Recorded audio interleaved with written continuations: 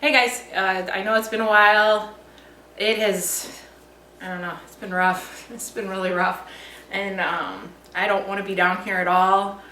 But I know sometimes just mentally checking out and pushing yourself into that first workout after it's been a while is sometimes what I need to do to kind of get the motivation flowing again. And ironically enough, I'm taking on the final challenge of Anabolics today, which is a doozy of a workout to kind of try to get, back into the swing of things. So the final challenge, pardon me because I still am having issues. The final challenge of Anabolics, you're taking those 4 triple X movements from the core 4 workouts. That's what they're called at this point. It has been a long time. But you've got those 4 moves. The deadlift, the clean and press, weighted dips or dips, and pull-ups, weighted pull-ups, whatever you're doing. Now you're taking those. You're still maintaining the weight that you were using throughout the month, and you're doing triples or 3 reps, but you're doing it in a circuit fashion. So you do 3 reps of the deadlifts, switch out your weights, move on to the clean and press, then you'd move on to whichever is next technically in the list. I haven't even looked totally. Your dips and your pull-ups. No rest. The only rest you get is between switching out your weights and your plates and situating yourself for the next workout. And it's called 15 Minutes of Fame because he challenges you to make it through 15 rounds of that circuit. As soon as you are not able to do one triple set of any exercise, you're done. Again, being that it's a challenge, there's scoring. He does mention in the walkthrough video that very few will actually make it through the full 15. I think that 15 rounds is quite the number. So I'm at that point. I'm just going to do the best I can and work my way through it. I even dropped my deadlift weight, I think by like 20 pounds. And we'll see how the clean and press goes because it's been a while and I've just been ill. So the other thing, I skipped the last burst training workout this week. Have not even decided if I'm going to tackle it or I'm just using my freebie card and skipping it because I would pretty much, it is intense burst training, would need to modify like 95% of it, and I might have to save this one for when I feel I'm more up to the task and at the level that it requires. There's everything from like extreme Spider-Man push-ups, Spider-Man pull-ups, mule kicks, hanging from a bar, corkscrews for abs. Everything could be modified down, and I have mentally modified it down. I just don't know, like I said, if I'm just going to use my freebie card and just skip it. So, final review, Anabolics. I loved the program. So here's what I loved. I love that it follows a specific routine where you've got your 3 days of lifting a week and your 2 burst training days. I also loved the format of the lifting where one day was dedicated to arms. As a woman, I kind of would have preferred like the lower half, but it was nice, especially those that really want to target those arms.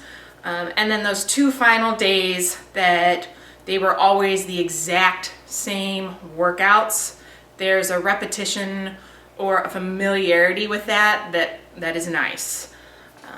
The strategy introduced, the triple X, the touch up, liked those. The only thing about the triple X that I always find teetering on, it's a great challenge, but it could also probably set you up for injury, is that time component. From the beginning, I've never totally been a fan of the time component because I think sometimes we can race the clock and forget about form. And sometimes with that, those 30-second marks and watching that clock so much, I felt like I raced to get started on my next set and didn't properly set myself up to, to properly deadlift as much weight as you're required, because you're doing a heavy amount of weight here. The other thing would be that I liked daily walkthrough videos. So in some of his programs, I know as time has gone on, you get like the first day of the month is this long, like 12-minute video or so. I know like in American Muscle, and I can't recall what other programs thus far that he did it, but I know American Muscle, basically at the beginning of the month, you get a walkthrough for the whole month, and that sets you up. I like AX1 style and now Anabolics style, where every day he walks you through that day's workout, and it's a quicker video. It might only be 3 or 4 minutes, and he'll give you little tidbits and techniques to try, but you feel a little bit more like you have an actual like personal trainer giving you the workout of the day. And sometimes it's nice to, depending on how long you've been working out, it's still nice to reiterate your form on some of the basic moves. So that being said, the other thing I would say was not a negative, but it's something to keep in mind. And I go back to comparing this to AX1 because this reminds me more of AX1 than AX2.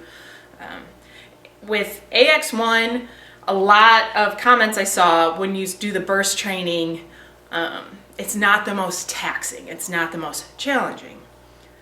These burst training workouts are AX1 on steroids, as I would call it. Even having done Shred program and the Black Widow workouts, these don't even compare to Anabolics burst training. These are a whole different animal. And he does comment on them at the beginning of the month that the exercises that are utilized in the burst training throughout Anabolics are to be moves that you could not do for minutes at a time. They are meant to be a strength and I think called anaerobic, where it's going to tax you very quickly, and it does. And I kind of wish for myself, and I think it's for myself being female, my upper body strength isn't there it doesn't match my lower body strength. That's where our strength, that's where our strength is. And the burst training workouts utilize a lot of upper body movements and strength. So that could be, depending on how mentally checked in you are, a little demotivating, but it is what it is. Modify it, make it yours, switch out, some of those upper body moves for lower body moves if you need to.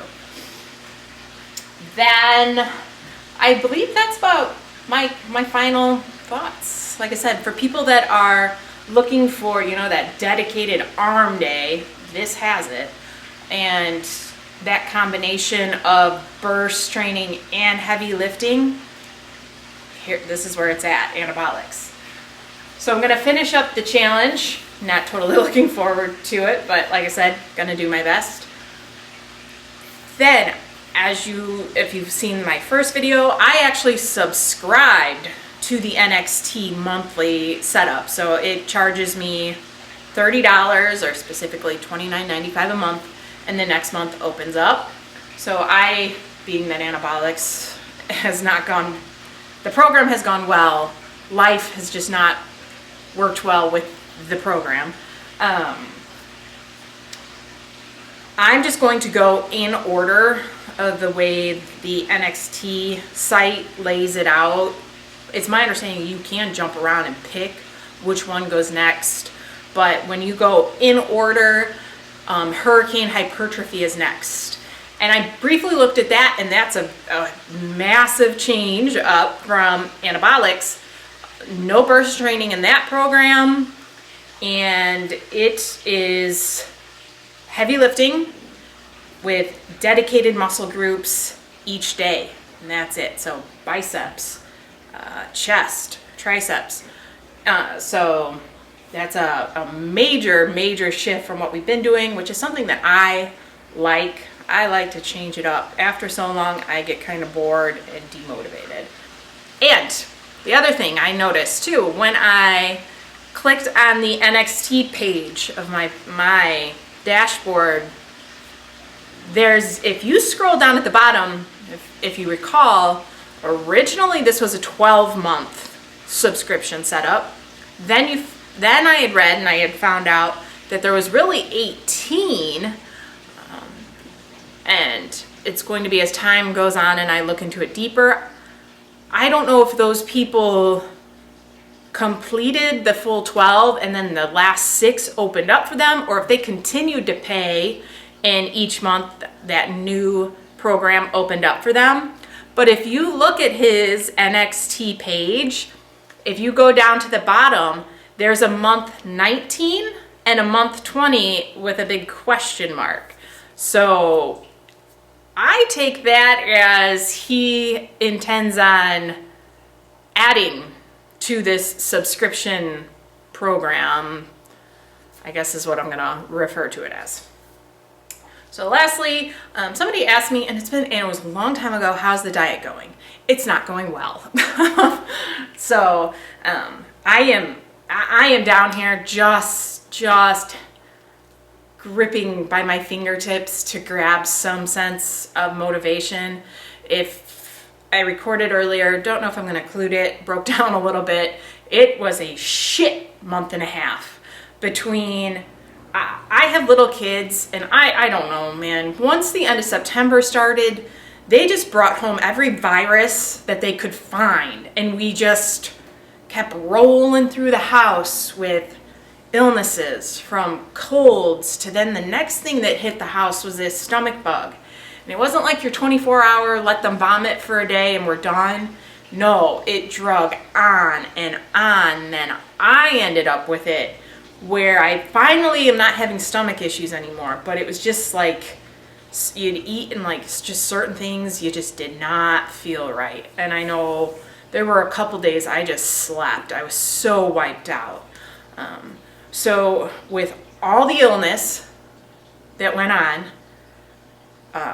then the end of October, you know, that actually, I was really sick Halloween, like walking around the neighborhood, trying to like take my kids trick-or-treating. It was just, I was so miserable.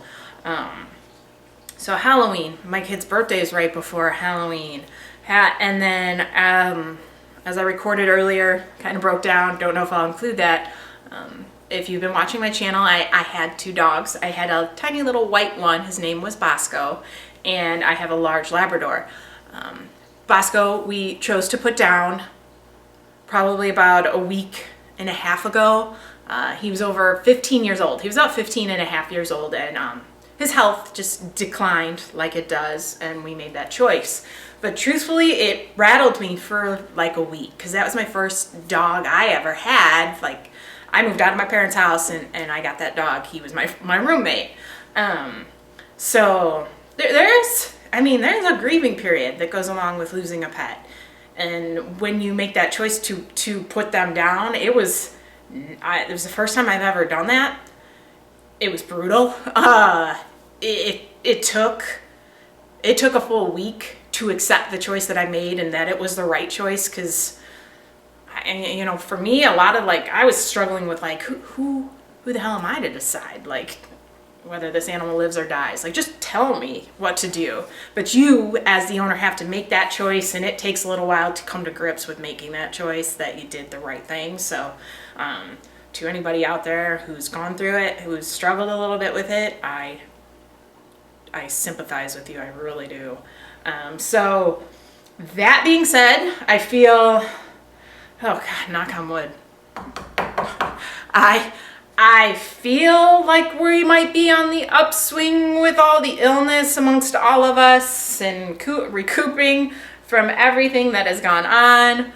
God, I hope we are, because it takes its toll. So let's hopefully finish out this program strong and welcome in hurricane hypertrophy with a much better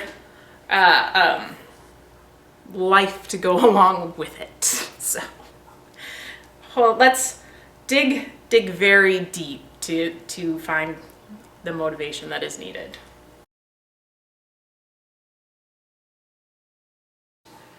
The odds were stacked against me in keeping life normal the month of October. We seem to be making our way to better in November. I'm just like, I just need normalcy in my life. So today I am going to do the arm workout. It's supposed to be a burst training day, but just the row machine, my stomach can't handle it right now. So I'm gonna hit up the arm workout today. As always, it's different. It is biceps, triceps, and I'm liking the look of this one. So the intention of like the first exercise, I think it's like biceps 21 or something, 21 bicep, but 3 separate moves. And within that one set of 21 reps, you're adjusting your seating so that you're targeting the different parts or the different sections of the bicep. So I assume those would be rough or sore tomorrow. Same thing with triceps, but it's only 2 different moves you stack on top of each other to hit the different sections of the triceps. And the core 4, is that what it's called? That's how long this month is taking me. That workout was earlier in the week, and I did change one thing up. Instead of a traditional deadlift, I did an RDL. As I said before, 2 things. The deadlift, I was noticing a lot in my lower back. Not hurting it, but definitely feeling it in those erector muscles. And I really wanted some focus on the posterior hamstrings. And with the RDL, there's a lot more emphasis on the lowering portion, concentric, eccentric, I can never keep those straight, in comparison to the deadlift, which is the pulling up of the move. So I wanted to alter that. The second reason I wanted to alter that was knowing that at the end of this week, finalizing a challenge of Anabolics, you're doing those XXX moves, all of those again. So if you follow the traditional schedule, you'd be hitting the deadlift twice this week, dips would be twice, and then you'll do those clean and press and the pull-ups. So just knowing I was already going to be deadlifting again, the deadlifting is it's getting redundant. I just wanted to change it up a bit.